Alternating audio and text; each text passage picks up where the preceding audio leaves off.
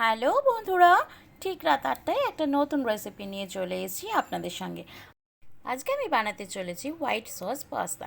তো চলুন বেশি দেরি না করে বাচ্চাদের বড়দের টিফিনের জন্য ঝটপট একটা রেসিপিটা আমরা তাড়াতাড়ি বানিয়ে নিই। তো আমি এখানে দেখতেই পাচ্ছেন, এখানে জল গরম বসিয়ে দিয়েছি। একই রকম চাউমিনের মতনই খেতে আর করতেও খুবই ইজি প্রসেসিং, শুধু দু একটা এক্সট্রা কিছু অ্যাড করতে হবে। তো চলুন কী কী এক্সট্রা অ্যাড করতে হয় আমরা দেখে নিই। ফার্স্টেই আমরা পাস্তাটাকে ভালো মতন জলের মধ্যে আগে একটু নুন দিয়ে নিয়েছিলাম, নুন আর রিফাইন্ড অয়েল, তাহলে এই পাস্তাগুলো লেগে লেগে যায় না। তো দেখুন আমাদের প্রায় 80% ফুটে এসছে। দেখুন হালকা হাতে একটু চেপে দেখে নেবেন, নরম হয়ে এসছে, তাহলেই নামিয়ে দেবেন। তো ওখানে আমাদের পাস্তা রেডি হয়ে গেছে, ওখানে জল দিয়ে আমরা ধুয়ে রেখে দিয়েছি। তো এদিকে কি কি সবজি লাগছে দেখুন, সেটাখানে আমরা দেখে নিই। আগে একটু রিফাইন্ড অয়েল দিয়ে দিয়েছি, তারপরে দিয়ে দিয়েছি রসুন কুচি, তারপরে দিয়ে দিয়েছি ডুমো ডুমো করে পেঁয়াজ কুচি। পেঁয়াজ কুচিটাকেও ভালো মতো নেড়ে দিয়ে দিলাম গাজর।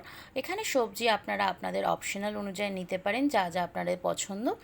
আর দিয়ে দিলাম ক্যাপসিকাম।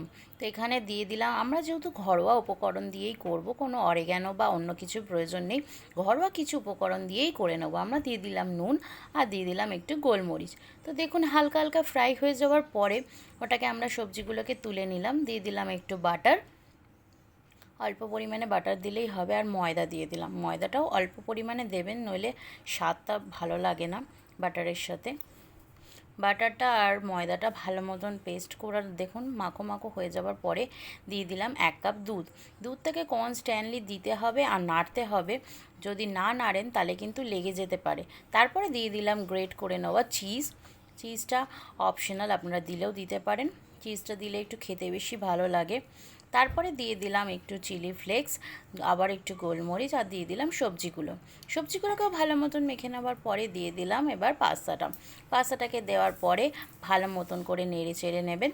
যারা যত ক্রিমি পছন্দ করেন তারা দুধের পরিমাণটা আর বাটার ময়দাটা একটু ক্রিমি ভাবটা, মানে হোয়াইট সসটা একটু বেশি করবেন। যারা মাখো মাখো পছন্দ করে তারা এরকমই করবেন, যারা একটু গ্রেভি করেন তারা একটু গ্রেভি ভাবটা রাখবেন। আমরা এরকম খেতে পছন্দ করি, তাই আমরা এরকম বানিয়েছি। তো আমাদের হয়ে গেল আজকে হোয়াইট সস পাস্তা। ওপরে আর একটু গার্নিশের জন্য দিয়ে দেবেন চিলি ফ্লেক্স, একটু চিজ গ্রেট করে। তো হয়ে গেল আমাদের হোয়াইট সস পাস্তা। কেমন লাগলো বন্ধুরা, আপনারা অবশ্যই কমেন্ট বক্সে জানাবেন। Bye bye.